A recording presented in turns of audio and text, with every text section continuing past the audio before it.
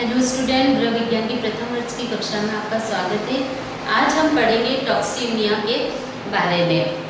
टॉक्सीसीमिया यानी कि गर्भकालीन जो विषाक्तता है, जिसको कि हिंदी में कहा जाता है, उसके बारे में, यानी कि यह एक जो बीमारी है, एक तरह की, यानी कि गर्भावस्था के समय की ये एक बीमारी है जिसको कि गर्भकालीन विषाक्तता कहा जाता है।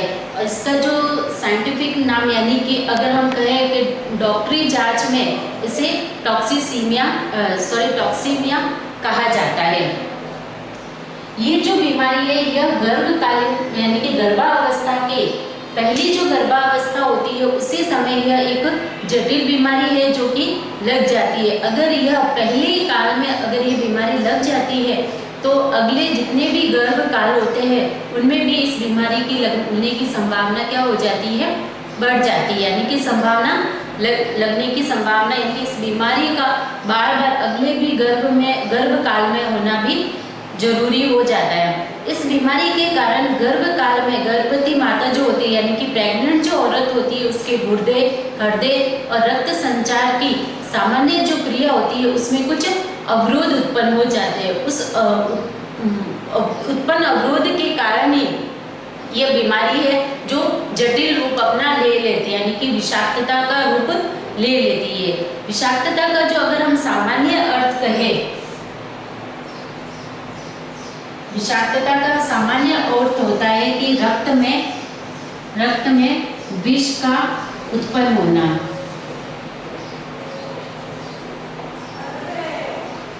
यानी कि रक्त में जो विष का उत्पन्न होना या समाहित होना ही क्या कहलाता है, विषाक्तता कहलाता है। लेकिन इसके अंतर्गत उच्च रक्तचाप, मूत्र द्वारा प्रोटीन का निष्कासन होना जिसके कारण की सूजन आदि हो जाना, ऐसी बीमारियां समाहित हो जाती है। यानी कि इसके द्वारा कौन कौन सी बीमारियां हो जाती है,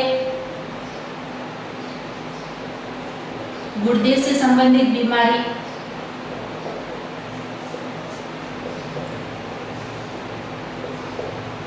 गुर्दे से संबंधित बीमारी उत्पन्न हो जाती है। ठीक है, रक्तचाप बढ़ जाता है, हमारे शरीर का जो रक्तचाप है वह बढ़ जाता है।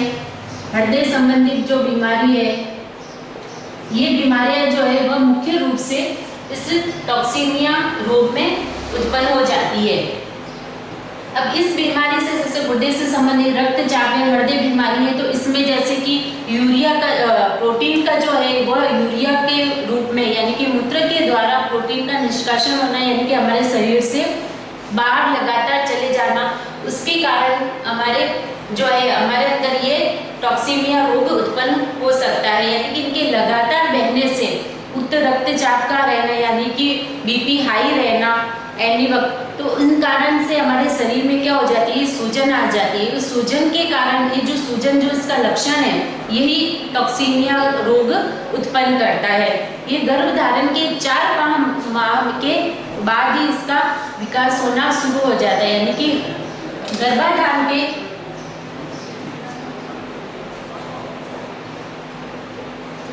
7 या 5वें महीने के बाद यह रोग उत्पन्न हो जाता है, बीमारी हो जाती है। अब आते हैं इनके प्रकार, यानी कि जो टॉक्सीमिया रोग है वह 2 प्रकार के भागों में, यानी कि यह 2 प्रकार के होते हैं। एक तो तीव्र और सेकंड है दीर्घ।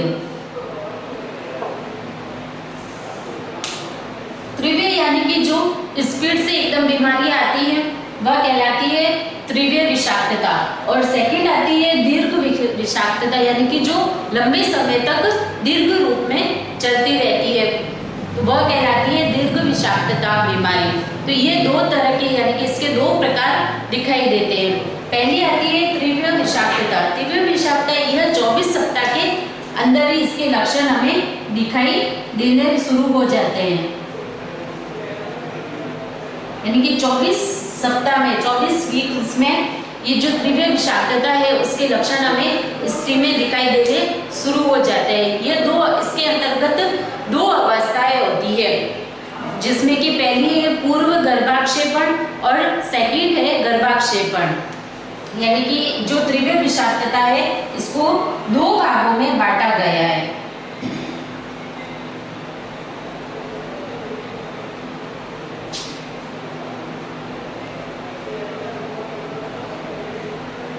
पूर्व गर्भाक्षेपण और गर्भाक्षेपण, जिसको कि इक्लेप्सिया कहा जाता है, प्री इक्लेप्सिया और इक्लेप्सिया। इन दोनों जो पूर्व गर्भाक्षेपण और गर्भाक्षेपण है यह तीव्र विषाक्तता के अंतर्गत पाए जाते हैं। जो सबसे पहले है पूर्व गर्भाक्षेपण किसे कहते हैं, इसके अंतर्गत प्रोटीन जो है यानी कि प्रोटीन का यूरिया के रूप में बाहर निकलना, शरीर में सूजन आना, उक्त रक्तचाप का होना जैसी जो बीमारियां उत्पन्न होने लग जाती है। यानी कि इनके लक्षण है, इस बीमारी के जो लक्षण है हमें दिखाई देने शुरू हो जाते हैं। तो वह जो बीमारी होती है वह पूर्व गर्भाक्षेपण कहलाती है। सेकंड गर्भाक्षेपण, इसमें जो फिट्स पड़ने शुरू हो जाते हैं, यानी कि आंखों के नीचे घेरे आने लग जाते हैं, आंखों के सामने अंधेरा आने लग जाता है, बेहोशी छाने लग जाती है, मूर्छा आने लगती है, कमजोरी सी महसूस होने लगती है, श्वास मार्ग में अवरोध उत्पन्न होने लग जाता है, जिससे कि जो स्वर होते हैं हमारे यानी कि हमें बोलने की जो शक्ति होती है वह क्या हो जाती है, धीरे पड़ने लग जाती है, पेशियों में ऐंठन होने लग जाती है, शरीर नीला पड़ने लग जाता है, जिससे कि रक्त जो है उसका चाप उच्च हो जाता है, यानी कि बीपी जो है उन चीजों इन सारी तकलीफों से बीपी हाई होने लग जाता है, जिससे कि जो प्रेग्नेंट औरत होती है या जिसे ये रोग उत्पन्न होता है, जिस औरत को उसके मस्तिष्क में रक्तचाप होना शुरू हो जाता है। और ये सारे लक्षण आते हैं गर्भाक्षेपण के अंतर्गत, यानी कि जिन्हें इन सारी बीमारियां, जिस प्रेग्नेंट औरत को इस बीमारी होती है वह गर्भाक्षेपण तीव्र विषाक्तता कहलाती है। फिर सेकंड आती है दीर्घ विषाक्तता। इस स्थिति में उच्च रक्तचाप जो है गर्भावस्था में पहले ही, जो गर्भावस्था होती है उस समय पहले से ही जो उच्च रक्तचाप की जो है वह स्थिति बनी हुई रहती है। इससे जैसे गुर्दे संबंधी रोग हो जाते हैं, जिन्हों की गर्भावस्था के समय ये जो रोग है ये पहले से ही मौजूद होते हैं, लेकिन धीरे धीरे ये क्या करते हैं, दीर्घ अवधि में परिवर्तित होने लग जाते हैं, जिससे कि दीर्घ विषाक्तता कहा जाता है। इसके अंतर्गत दो तरह के रोग उत्पन्न हो जाते हैं। पहला तो उच्च रक्तचाप और सेकंड आती है गुर्दे की बीमारी।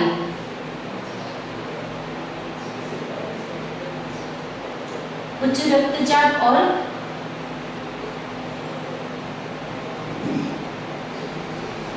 गुर्दे की बीमारी। और तीव्र जो विषाक्तता थी इसके अंतर्गत कौन कौन सी बीमारी आई थी, बेहोशी होना, फिट्स होना। तीव्र जो विषाक्तता थी इसके अंतर्गत जैसे बेहोशी होना, फिट्स उत्पन्न हो जाना, आंखों के नीचे घेरे आ जाना, ठीक है, श्वास मार्ग में अवरोध उत्पन्न होना,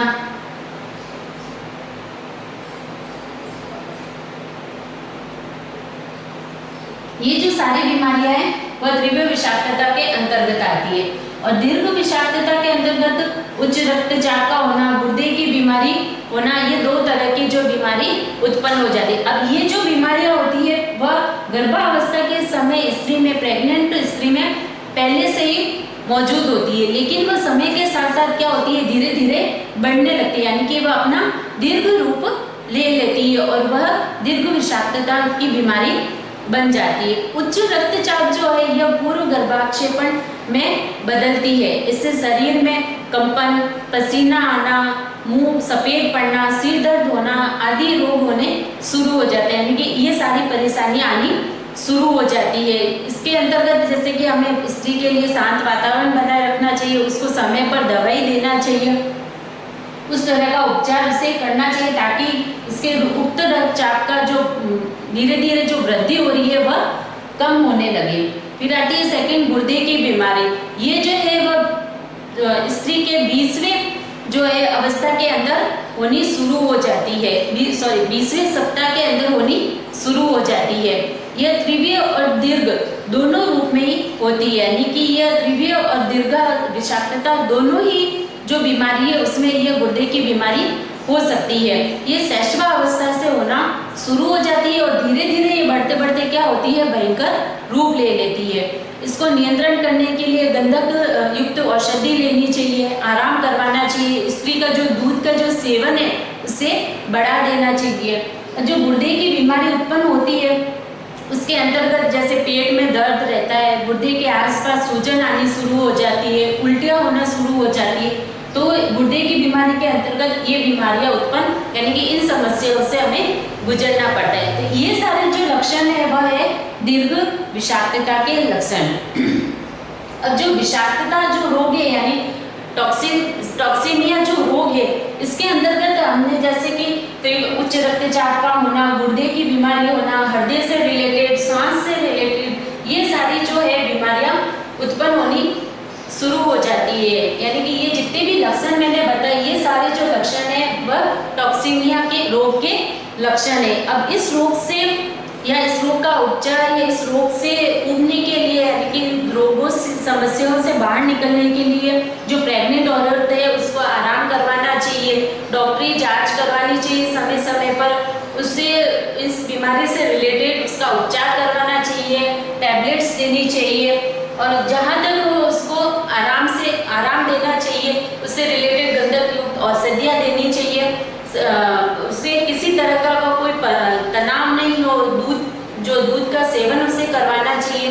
तो इस तरीके की सारी सुविधाओं को ध्यान में रखते हुए या उसका उपचार करते हुए इस रोग से हम उसे कई हद तक उसको आराम दे सकते हैं। तो इस रोग को इस तरीके से रोका जा सकता है, रोक सकते हैं, या इसकी जो ये अवधि बढ़ती है उस अवधि को हम क्या कर सकते हैं, कम कर सकते हैं कुछ हद तक, जिससे कि प्रेग्नेंट औरत को क्या हो, आराम मिल सके इस रोग से और ये रोग बढ़े नहीं, इसलिए इन पॉइंट का ध्यान रखना बहुत ही जरूरी है। तो आज हमने विषाक्तता के बारे में यानी टॉक्सीमिया रोग के बारे में पढ़ा है, जो कि गर्भवती यानी कि गर्भकालीन अवस्था में उत्पन्न होती है, यानी कि गर्भावस्था के समय यह स्त्री में यह रोग उत्पन्न हो जाता है। लेकिन समय के अनुसार जैसे जैसे अगर समय बढ़ता है तो समय के अनुसार यह रोग भयंकर रूप ले लेता है।